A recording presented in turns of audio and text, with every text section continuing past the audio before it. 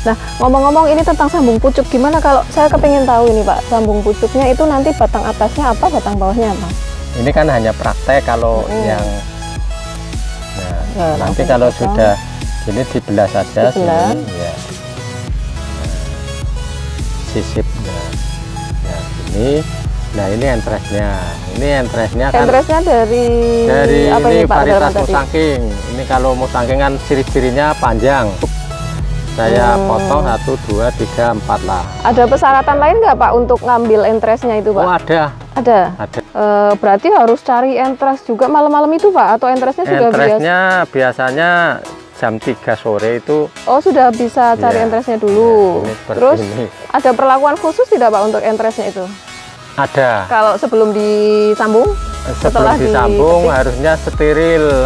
Ini sudah Pak, begini aja Pak? Iya sebegini, nanti dimasukkan ke serungkup, diserungkup, jadi rapat, tidak kena air. Terus pengambilannya juga ternyata tadi ada waktunya sahabat tani. Untuk nyambung ini paling bagus di malam hari, karena suhunya juga berpengaruh. Kemudian pengambilan entres bisa di sore hari, tetapi jangan lupa batang atasnya sebelum disambung itu harus diperlakukan khusus juga ya, tidak boleh kena paparan sinar matahari langsung.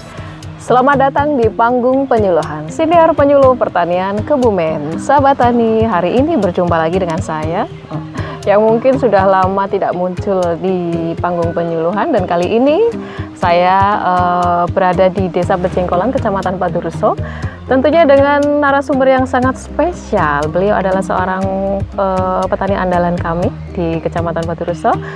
Beliau adalah Pak Darman. Selamat siang Pak Darman. Selamat siang Mbak Juni. Assalamualaikum. Waalaikumsalam warahmatullahi wabarakatuh. Sehat ya Pak Darman? Alhamdulillah sehat. Alhamdulillah. Dan sahabat tani, seperti yang sahabat tani ketahui, kita sudah ke Pak Darman dulu. Waktu itu kita pernah ngobrol tentang durian ya Pak ya? Iya, baik-baik. Tentang durian. Nah, kebun duriannya itu ada di sana sahabat tani. Nah, tapi kali ini kita bertemu, kalau dulu kita ngobrol tentang duriannya, pohonnya yang sudah besar, bahkan yang sudah berbuah. Kali ini kita ke apanya ini Pak Darman namanya ya? Bibitnya. Bibit. Gitu nggih Pak Darman nggih. Bibitnya, dan mungkin lain kali kita ngobrol tentang duriannya, buahnya. Bisa ya Pak Darman? Iya, boleh. Lain kali kita datang kalau sudah berbuah dan panen. Dan sahabat tani langsung saja ya, ini Pak Darman perlu diulangi lagi mungkin ya, Pak Darman adalah beliau seorang ketua Gapoktan Tani Mulyo. Tani Mulyo, Desa Becengkolan, Kecamatan Padureso. Beliau juga seorang ketua kelompok Tani Bahagia. Kemudian seorang ketua kelompok Tani Ternak. Nah, juga beliau adalah seorang apa ya? Bisa dikatakan pionir pembibitan di Desa Becengkolan ini nggih. Ya, di Kecamatan Padureso gitu. Ya seperti yang kita ketahui kalau bibit durian itu pasti teman-teman atau sahabat tani itu ingatnya tuh di daerah Banyumas ya Pak ya? Iya, Kemeranjen. Banyumas. Nah ini ada di daerah Kabupaten Kebumen, dan beliaulah yang memulainya gitu di Desa Becengkolan. Oke Pak Darman, hari ini kita mau ngapain ya Pak Darman? Saya jadi, ini kelamaan saya ini tidak ketemu dengan Pak Darman. Hari ini sepertinya kita ngobrol-ngobrol dulu dengan pembibitan yang ada di tempatnya Pak Darman ya. Jadi awalnya ini gimana Pak Darman? Tadinya kan saya kira itu cuma menanam pohonnya. Kok bisa sampai ke pembibitan tuh gimana? Oh ya baik Mbak Yuni, langsung saja. Ini kemarin saya punya mitra dari Kemeranjen sana. Terus kemarin saya undang praktisi yang sambung pucuk. Kalau di sana mempertahankan sambung pucuknya atau varietasnya ada musangking, ada duri hitam, ada montong bawor yang montong belakang bawor. ini. Oh, yang ini kelas premium ya Pak ya? Iya, ini kelas premium yang musangking sama varietas duri hitam. Dan nantinya bibit-bibit yang ada di sini ini untuk ditanam Pak Darman sendiri atau bisa untuk diperjualbelikan Pak? Oh ini ya untuk umum, siapa saja yang membutuhkan ini bisa beli di sini, baik secara online maupun offline. Ya nanti ini ya sahabat tani, siapapun yang mau membutuhkan bisa menghubungi Pak Darman langsung atau nanti menghubungi kami di tim panggung penyuluhan di Penyuluh Pertanian Kebumen bisa, atau di kolom komentar bisa, nanti kita akan hubungkan ke beliau Pak Darman. Nah ini belum apa-apa sudah promosi ya Pak Darman. Tapi Nanti kita karena tadi Pak Darman menyampaikan ini sambung pucuk, gimana kalau nanti kita praktek sambung pucuk sedikit ya Pak Darman ya? Iya, boleh. Tapi itu nanti, sekarang saya masih pengen lebih tahu banyak tentang pembibitan ini. Ini kalau saya lihat di sini tuh kelihatannya seger-seger banget ini. Pak Darman pakai media tanamnya apa ini? Oh ya, pertama saya pakai tanah yang merah. Tanah merah. Terus saya aduk-aduk sama sekam yang sudah agak busuk. Terus saya siram M4. Sekamnya berarti mentah tadi ya Pak? Ya? Mentah. Terus juga setelah ini berapa 2 minggu lah, saya kasih sekam bakar. Sekam bakar. Iya. Di atasnya aja. Di atasnya saja. Terus ada apa lagi? Pupuk organik? Terus pupuk organiknya belum. Ini sementara belum saya pupuk karena saya takut nanti overdosis. Oh gitu. Ini pokoknya menunggu perakarannya sudah tumbuh akar gitu. Nanti kalau rencana sebulan lagi akan saya pupuk kimia langsung ya Pak Darman ya. Tapi kan sedikit-sedikit dosisnya harus disesuaikan. Kalau ini yang di sini udah usia berapa nih Pak? Umurnya ini usia 1 bulan. 1 bulan ya. Ini sambung pucuk semua. Sambung pucuk semua ya. Kalau menurut Pak Darman, rekomendasi Pak Darman untuk media tanam yang paling cocok untuk bibit durian ini apa Pak? Apa tadi yang sudah dilaksanakan Pak Darman seperti itu atau mungkin ada rekomendasi lain? Ya kalau di sini kan banyak kan tanahnya merah. Jadi saya menggunakan merah karena saya tanamkan di tanah merah adaptasi sudah cocok ya. Kalau ya sebaiknya mungkin yang selain tanah merah mungkin ya lebih baik mungkin, tapi kayak pengalaman saya karena di sini rata-rata semua tanahnya tekstur merah, tanahnya sudah istilahnya cocoknya sudah itu, cocok, gitu. Sudah adaptasi dengan tanah merah, sudah istilahnya nggak kaget lah ditanam di lahan itu. Nanti soalnya lahannya juga sama gitu ya. Dan untuk pupuknya mungkin yang bagus apa ini Pak? Bukan sebut merek maksudnya ya. Ini untuk jenis apa pupuknya? Kalau pupuknya pokoknya yang pertama yang jenis apa itu ya NPK 10-10 untuk yang awal, yang nanti bertahap dikasih yang 16-16 yang biru itu. Dosisnya sedikit lah, paling 4 butir atau dikocor masih itu butiran. Enggak dikocor, butiran ditaruh 4 butir ada cukup ya untuk 1 polybag ini ya Pak ya. Terus kemudian pupuk organik tetap juga dong Pak? Iya, nanti setelah ini nanti kan saya kasih luang ini untuk pupuk organiknya ini nanti ditaburkan di sini. Pupuk organik yang sudah difermentasi. Difermentasi sudah mateng gitu ya istilahnya. Mateng, ya. Dan untuk perawatannya kira-kira yang ada nggak, kalau kemarin kita yang bahas untuk pohon durian itu kan ada perawatan khusus gitu ya. Kalau di bibit itu ada nggak Pak Darman? Oh ya sama. Nih nanti dilihat pucuknya ada pucuk kebulnya atau tidak, kan harus dipantau setiap pengamatan hari. Terus ya Pak ya, pengamatan OPT. Tapi sementara ini saya belum kasih pupuk pestisida belumnya karena saya nggak berani, ini kan masih kecil. Kalau di pestisida nanti bisa kosong ya. Gitu. Jadi ya mungkin kalau sementara masih cap jempol mungkin ya Pak Darman ya. Kalau terlihat di pengamatan terlihat ada belalang atau mungkin OPT yang lain, berarti harus rajin. Seperti dulu katanya kalau pas yang durian malam-malam pun tetap ini ya gerilya. Sama gitu. sama. Ini saya juga malam saya kontrol lagi kalau bibit kalau masih seperti ini, kalau diputus pucuknya kan jadi kerdil sekali, nggak sulit untuk pertumbuhannya. Pertumbuhannya sulit gitu. Karena diputus oleh misalnya belalang pucuknya. Terus kalau yang udah terlanjur gitu terus gimanain Pak? Apa itu sudah masuk ke afkir atau tetap dirawat sampai? Tetap dirawat. Dirawat lagi ya. Hanya bedanya kalau sudah kepotong pucuknya itu kan dari yang lain pertumbuhannya lambat. Lebih lambat dari yang lain. Nah, ini untuk siap tanamnya itu usia berapa ya Pak kalau durian itu? Kalau yang pengalaman saya ini 6 bulan nanti bisa ditanam di lahan. 6 bulan setinggi apa ini Pak? Ya 1 meter lah. Kalau yang meter ke bawah lah. Saya lihat sudah di planter bag gitu ya, bukan di polybag kecil-kecil ini, segini. Di planter bag itu yang siap tanam segitu Pak? Iya betul ya. Kalau sudah 50 up lah. 50 cm up ya, 50 cm 1 meter mungkin sudah siap masuk ke lahan. Ya. Nah, ngomong-ngomong ini tentang sambung pucuk, gimana kalau saya kepingin tahu ini Pak, sambung pucuknya itu nanti batang atasnya apa, batang bawahnya apa? Oh, kalau batang bawahnya kan dari biji. Dari biji. Seperti ini kan dari biji. Oh, ini udah ada contohnya.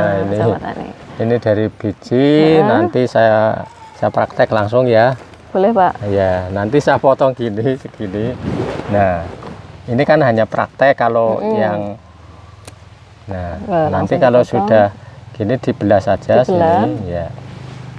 Nah, sisip, nah gini, nah ini entresnya, kan. Entresnya dari apa ini ini, Pak, varietas musangking. Ini kalau musangking kan ciri-cirinya panjang, daunnya panjang, terus. Ini yang baru muncul tunas, sebaiknya yang belum megar, yang masih kuncup. Saya potong 1, 2, 3, 4 lah. Ada persyaratan lain nggak Pak untuk ngambil entresnya itu Pak? Oh ada. Ada. Gimana Pak? Ya cari daun yang agak tua seperti ini. Kelihatan ya Pak kalau yang sudah tua itu? Kelihatan, hijaunya kan beda. Dengan, terus ada apa? Tumbuh masih, ini baiknya yang masih kuncup, ini kan sudah megar. Nah, kalau usia tanaman yang diambil entresnya ada syarat khususnya? Oh, yang sebaiknya yang sudah berbuah. Yang sudah berbuah. Ya, ini kan yang sudah berbuah. Nah ini seperti ini, disambung seperti ini. Disambung. Nah, ini terus diikat. Ini talinya plastik biasa ya Pak? Tali rafia? Plastik biasa. Nah, jatuh. Nggak apa-apa, yang penting ini hanya praktek lah. Hanya praktek, aslinya hanya juga kayaknya mungkin kalau sambung pucuk ada waktu-waktu tertentu ya Pak, kalau tidak salah ya Pak? Sebaiknya kalau nyambungnya waktu malam. Karena apa itu Pak, harus malam? Kalau malam kan suhunya nggak terlalu panas seperti ini. Oh, jadi suhunya berpengaruh ya Pak ya? Pengaruh ya. Berarti harus cari entres juga malam-malam itu Pak? Atau entresnya sudah entresnya biasanya jam 3 sore itu. Oh, sudah bisa cari entresnya dulu. Ini seperti Terus ini. ada perlakuan khusus tidak Pak untuk entresnya itu? Ada. Kalau sebelum disambung? Sebelum disambung harusnya steril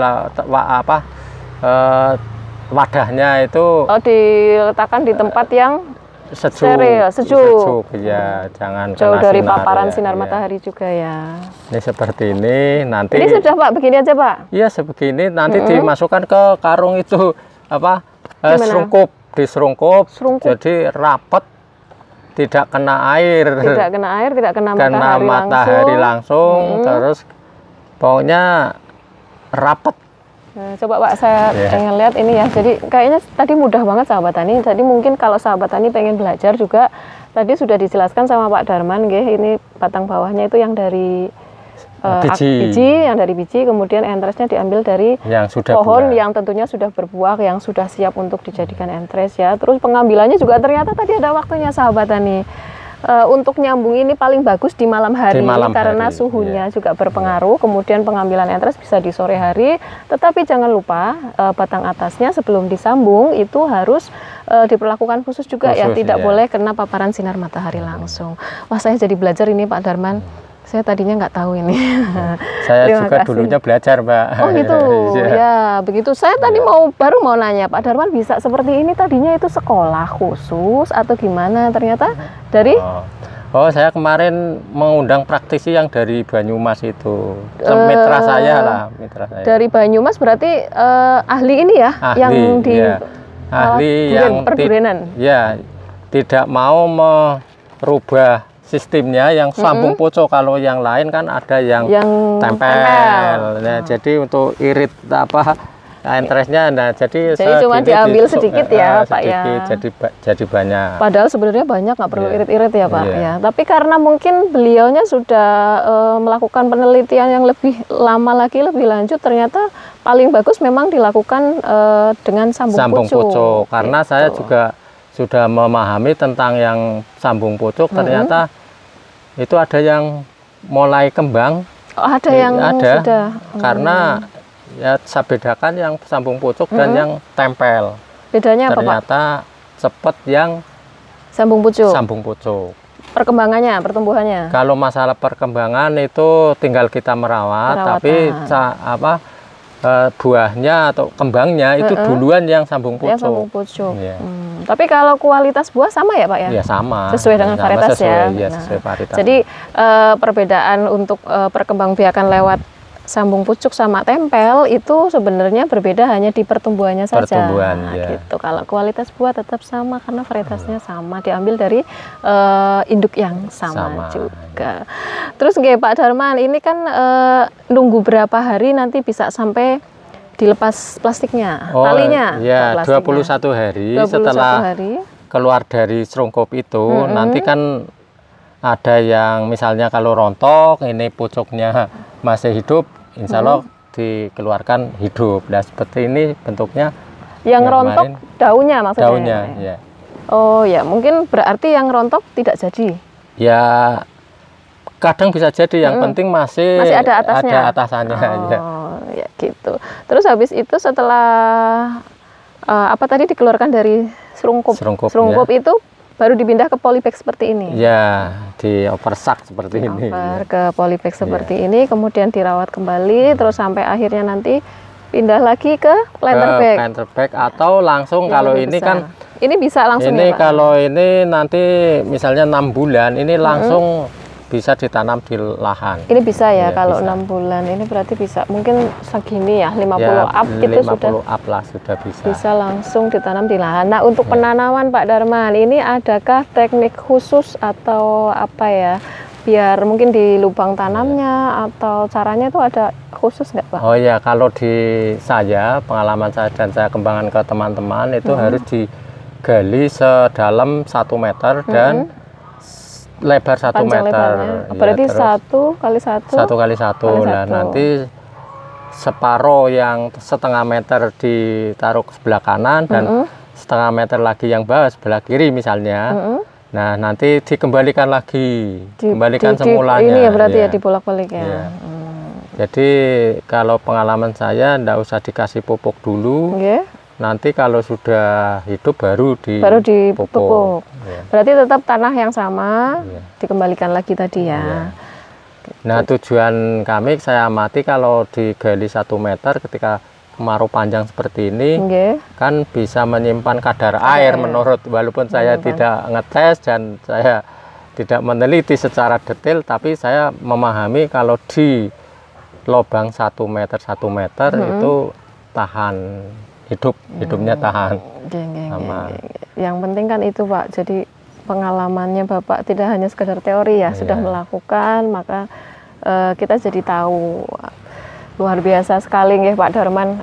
Saya juga baru tahu ini ada pembibitan durian di sini dan lumayan banyak. Ini sampai ke belakang sahabat tani, jadi tidak hanya yang tershoot kamera saja, ternyata ada di sana. Nah, Pak Darman, ini kalau untuk kegiatan pembibitan ini, kalau saya tadi lihat di depan itu kayak seperti ada pelang, itu macam kemitraankah dengan Pak Darman itu atau gimana? Oh ya, baik. Ini kemarin saya bermitra dengan PT Jasa Tirta. PT Jasa Tirta. Yang membidangi di air itu, air wilayah Bendung sesektor Merica itu Jasa Tirta. Nah, kemarin saya juga sudah negosiasi ini, katanya mau dibeli Jasa Tirta. Tinggal sananya mengajukan ke, itu kan kerjasama dengan PT IP, PT Indonesia Power, terus pelaksanaannya sebagai pelaksana itu Jasa Tirta. Nah, hasilnya ini pohon durian nanti akan dibagikan juga ke masyarakat, masyarakat khususnya di wilayah area Bendung. Mungkin di CSR gitu ya, mungkin betul, ya. Gratis ya. Itu. Jadi PT Jasa Tirta sama dari Indonesian Power tadi ya? Iya. Nah, ini berarti Pak Darman itu berarti atas namanya ini kelompok tani kah atau Gapoktan? Oh ya betul, ini harus atas nama Gapoktan. Oh Gapoktan, ya. Gapoktan. Berarti nantinya ini kerjasamanya semua bibit yang ada di sini nanti bisa ditarik lagi ke PT Jasa Tirta. Jasa Tirta. Ini ya tinggal nanti berapa Jasa Tirta membelinya, terus sisanya nanti bisa saya jual. Dijual untuk umum atau ditanam lagi ya, kayaknya lahannya Pak Darman ya, juga sudah, masih luas itu gitu. Sudah ya. Saya tanami semua. Sudah ditanami semua. Nah besok jadi ini apa namanya, wisata durian, wisata petik durian gitu. Dan selanjutnya Pak Darman untuk kisaran ini ya boleh ya Pak Darman kalau membocorkan kisaran harga, siapa tahu sahabat tani yang ada di rumah tertarik dengan bibit yang dirawat Pak Darman, sudah terlihat bagus-bagus gitu, mungkin juga berkualitas tinggi, bisa dibocorkan nggak satunya itu nanti boleh. Berapa?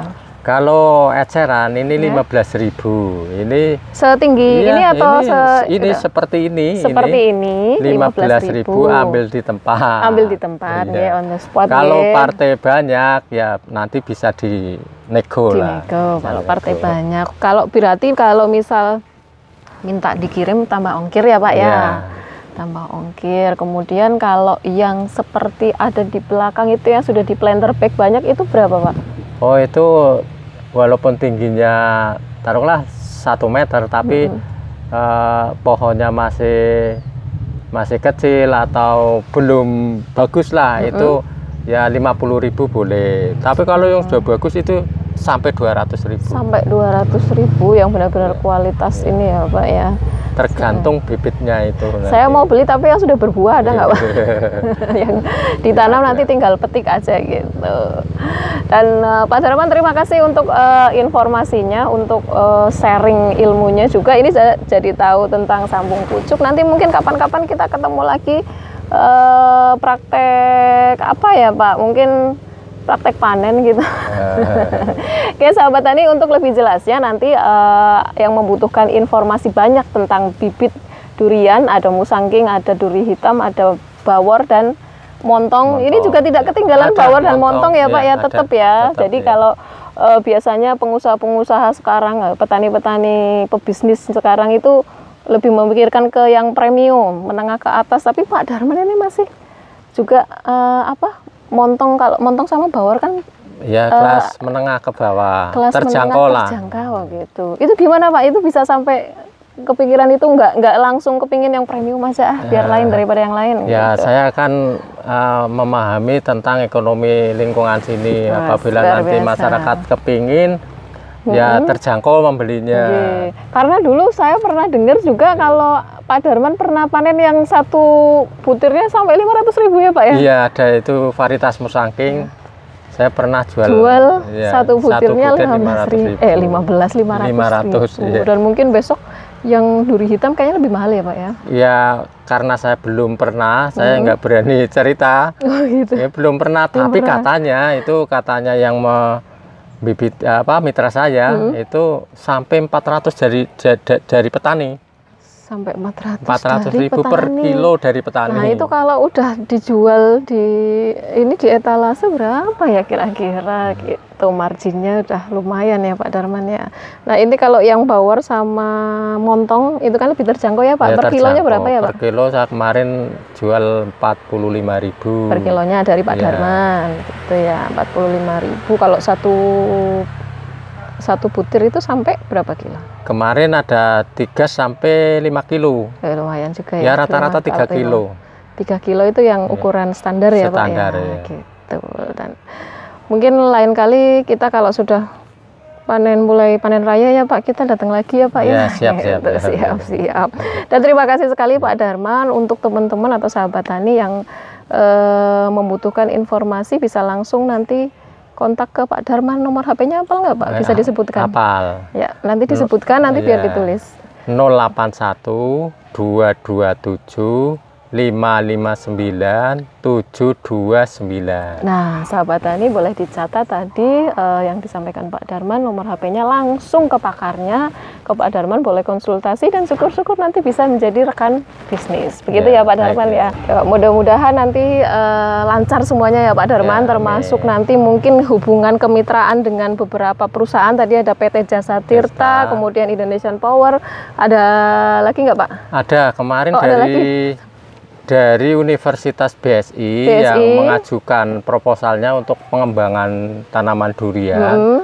Kemarin saya mendapat hibah ya sekitar 12 juta untuk sarana prasarana kelengkapan buat pembibitan ini. Berarti untuk dibelikan ini mungkin ya sarananya ini ya? Ada planter bag, ada pompa air, ada peralon, selang, dan ada pupuknya juga. Beli pupuk. Itu hibah ya Pak ya? Hibah. Ya.